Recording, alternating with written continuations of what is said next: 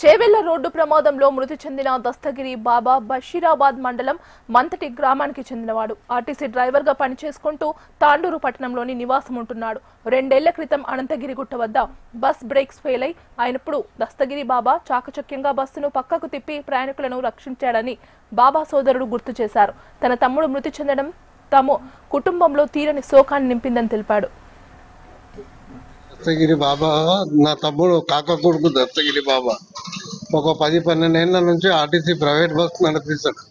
ఈరోజు పొద్దున హైదరాబాద్ పోతుంటే చెవెళ్ళ మీద యాక్సిడెంట్ జరిగిందంట.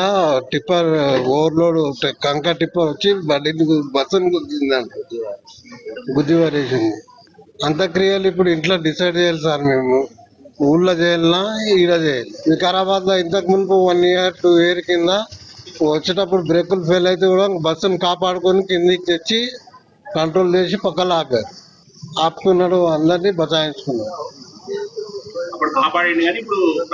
ప్రాబ్లం అయింది. అది చాలా బాధ ఉంది సార్. మేరా భయ్.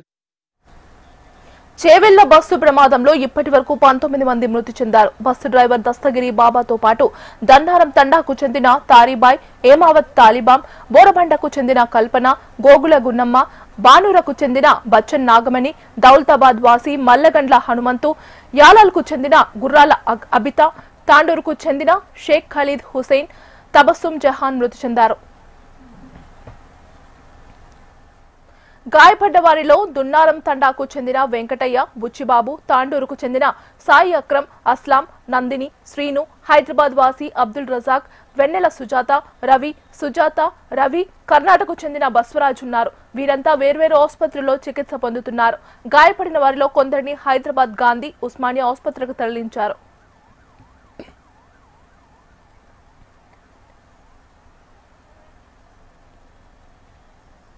బస్సు ప్రమాదానికి టిప్పర్ వేగమే కారణమా? కంకర ఓవర్లోడ్ తోనే టిప్పర్ అదుపు తప్పిందా? కంకరపై టార్పిలిన్ కప్పుకోవడమే ప్రమాద తీవ్రతను పెంచిందా? మీర్జాగూడ బస్సు ప్రమాదంపై నిర్లక్ష్యం ఎవరిది? వరుస ప్రమాదాలు కలకలం రేపుతున్నాయి. తెలుగు రాష్ట్రాల్లోని రోడ్లు రక్తమోడుతున్నాయి. ఏ క్షణాన ఏ ప్రమాదం జరుగుతుందోనని భయపడాల్సి వస్తుంది. ఇంటి నుంచి బయటకు వెళ్లిన వ్యక్తి ఇంటికి క్షేమంగా చేరుకుంటాడా అనే సందేహాలు వ్యక్తమవుతున్నాయి. మీర్జాగూడ ప్రమాదంలో టిప్పర్ బీభత్సం కొట్టొచ్చినట్లు కనిపిస్తోంది. టిప్పర్ డ్రైవర్ అతివేగం, నిర్లక్ష్యంతో 19 మంది ప్రాణాలు గాలిలో కలిసిపోయాయి.